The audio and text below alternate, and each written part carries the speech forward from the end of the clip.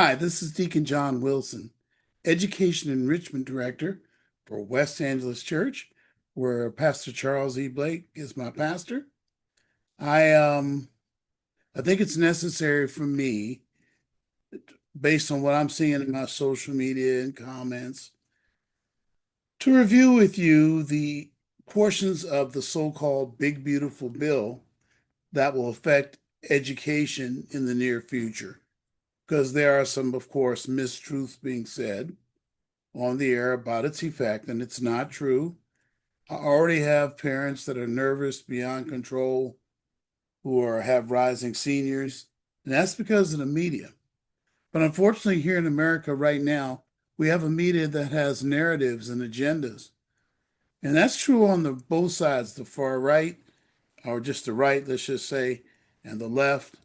The media is mostly liberal or left dominated, and they tend to be scaring some of you. But also on the right, I see some things being said that are not true, that are just not true or not the whole story. Because remember, something is not the whole story, it's not true. And there's some bad rumors out there about what, Trump's going to do to education, and he ain't even doing it.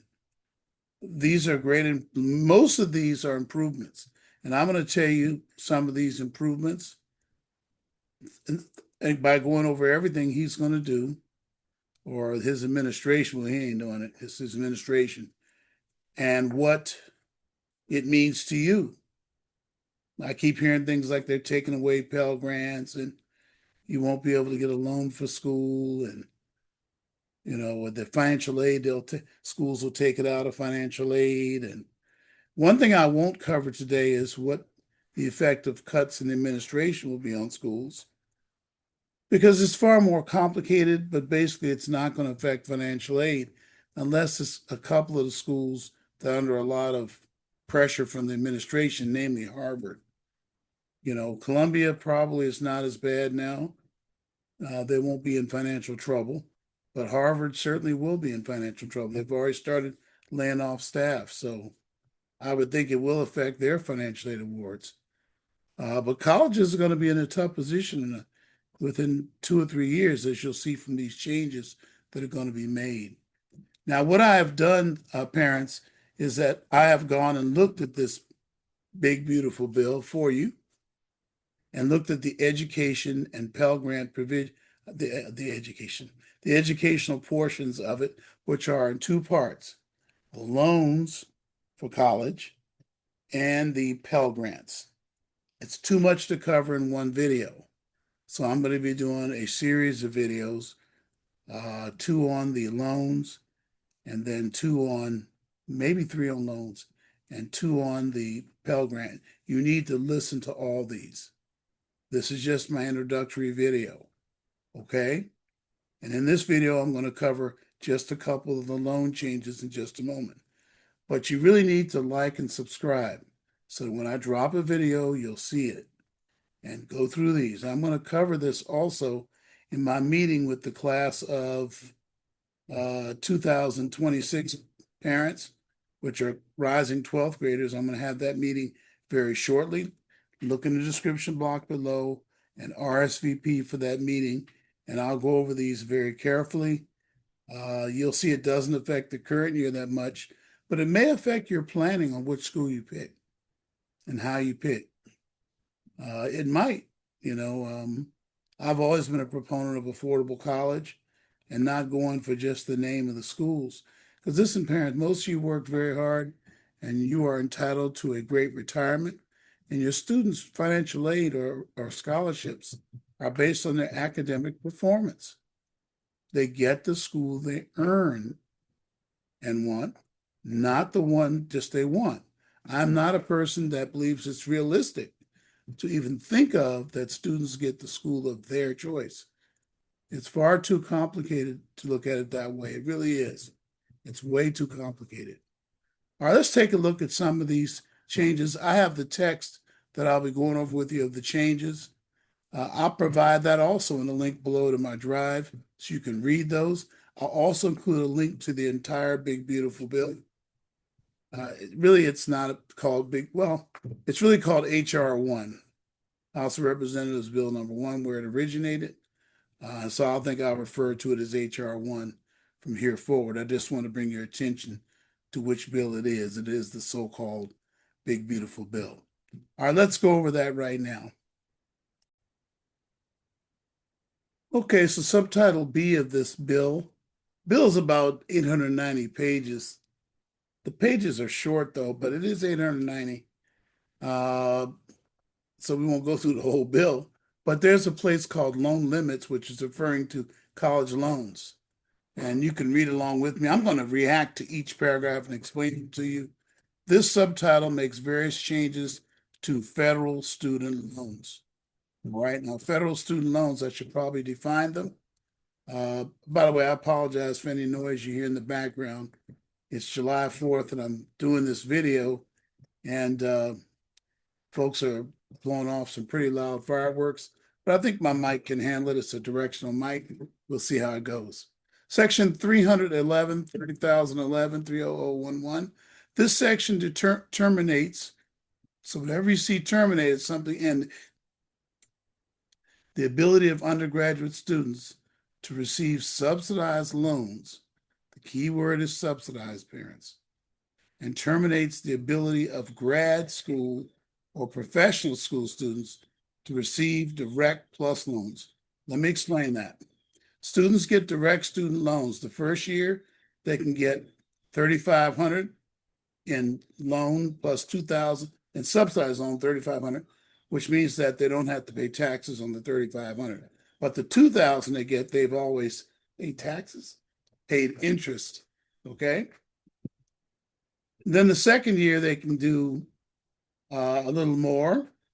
They can get 55, and then get 6,500, which is 4,500 and 200.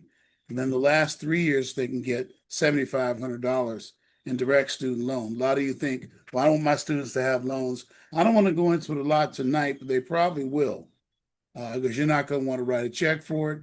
If you're picking a private school for these students, especially, you're going to have them get that loan. As you'll see in a minute, that you're going to have to do that anyway if you want to do a parent loan, which is how 80% of my parents pay for college or pay the gap cost. So they're going to get rid of subsidized loans, not loans. So somebody's saying they're going to get rid of student loans. That is a lie. They are not getting rid of student loans.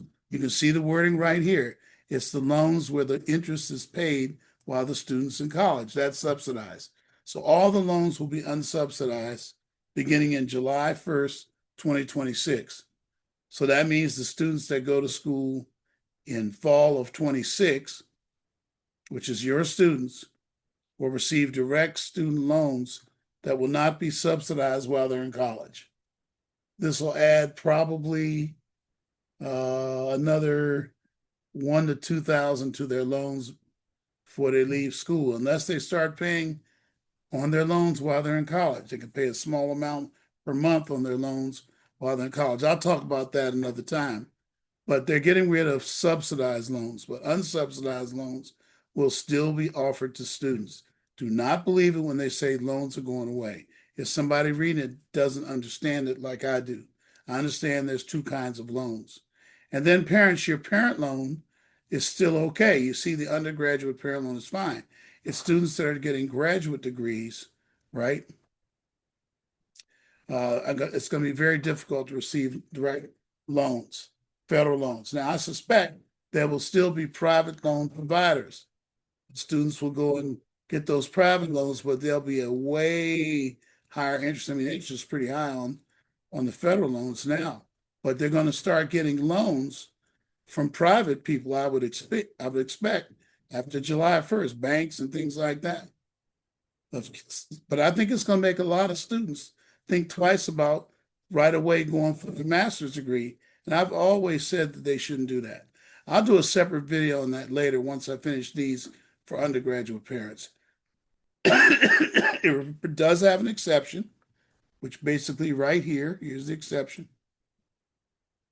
of up to 3 years for a student who's already enrolled. So parents who are hearing this, your student already is in college, you're probably okay. They'll keep their subsidized loans while they're in college. But starting next year, when students start school, that's not going to be the case. All right, I hope you understand that one. It's pretty important. But they're ending subsidized loans. Now, again, that does not mean there will be no loans. If somebody says that, they're not telling the truth, or they say some loans are being terminated. No, it's the ability of undergrad students to receive subsidized loans. They still can get a loan for college backed by the federal government that is a relatively low interest. You just said they're going to have to pay it in college. Okay, I think I beat that to death. The second thing we'll cover, I don't want to make this video too long. This section places certain restrictions on parent loans. Now here we go, parent loans, which are the undergraduate loans that parents take. A lot of you don't know, but the student loan will not be enough. I know when you went to school it was, but I guarantee you, even for CSU, it will not be enough. And you won't be able to probably pay it out of pocket. Unless you're used to paying large amounts every month for private school, you're not going to do it for college. So we have a parent loan. But get this, here's the change. It's a very important change. Parents may borrow a plus loan, parent plus loan, they call it. That's parent loan, because plus means parent loan for undergraduate students. May only borrow a parent plus loan if the dependent student has already taken out their maximum. So a lot of you have said to me, well, you don't want your students to have loans. But how are you going to pay? How are you going to pay without a parent loan? No, you want them to have loans. You want them to use all of their loan up, and then you can take your parent loan. Now you're thinking now, well, I'm going to have grants. They're going to have financial aid. We're going to have scholarships. But I'm telling you, 98% of the time, there's going to be a gap, and sometimes pretty sizable. In the case of LMU, USC, Chapman, and those kind of schools, certainly schools back east and HBCUs, you're going to have a large amount left, and that amount is always going to be a parent loan. But you can only take it out if the students take a maximum student loan.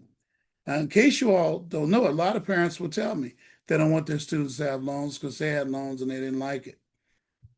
But you're not going to be able to get any other loans. The students have to take loans. And I have always said, I think students should take out that loan because they, listen closely, they should pay something for college. Students should pay something for college. And the way to do it, because they ain't got no money, sorry for the bad English, is the student direct student loan. So I hope you understand about what's going on with parent plus loans. The dependent student have to have already taken out loans for them to be eligible for a parent loan. Okay?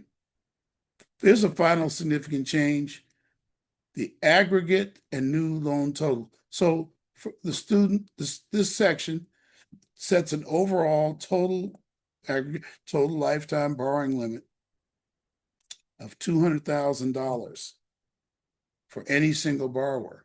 So if you go to USC or something,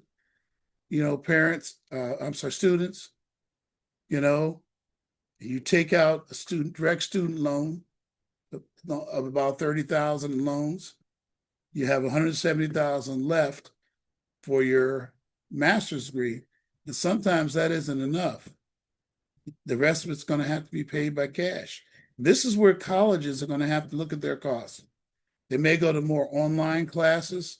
Maybe students should get reimbursed from their employers before they go for master's. I've said that all the time. Students are going way too quick for their master's before they even know what their career will be. You got to really have it down now. Now, here's where it could hurt parents. If parents take out a parent loan and pay $200,000, if they have $60,000 a year, they have to put out in loans. The other $40,000 they can't get. They're going to have to pay the other $40,000. Somebody's got to pay it in cash. I think that's going to get a lot of people. But again, they won't feel it for a while because this is all changes for July 1st, 2026. I know this video is getting a little long, but I think it's very important for you to know what's going on in the new so-called big, beautiful bill for any single borrower across federal loan types. So this is how it's going to work. Now I'm sitting here looking at this. See, I missed this before, except for the federal direct plus and parent plus loans. So any single student borrower is going to be limited to $200,000 for the various loan types once they go on. So that borrower is going to be the one limited. Oh boy, that's going to be a real, like I say, it's going to be an interesting situation for students. My guess is from this, there's going to be limits on the PLUS loan, although it doesn't specifically say that. It says except for. I have to look into that more. But limits on the parent loan are not the problem here. It's the students that go on and get loans later. They'll be limited across the loan types. So if they start off with the one, they'll have it.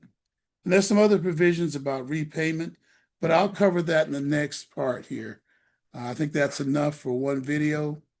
Again, if you have any questions, please comment below, email me. That'll be in the description block too. Click like and subscribe to hear more videos like this. I really hope that these videos will help you to know what's going on in education with the so-called big, beautiful bill, which is HR 1. God bless you. Thank you very much.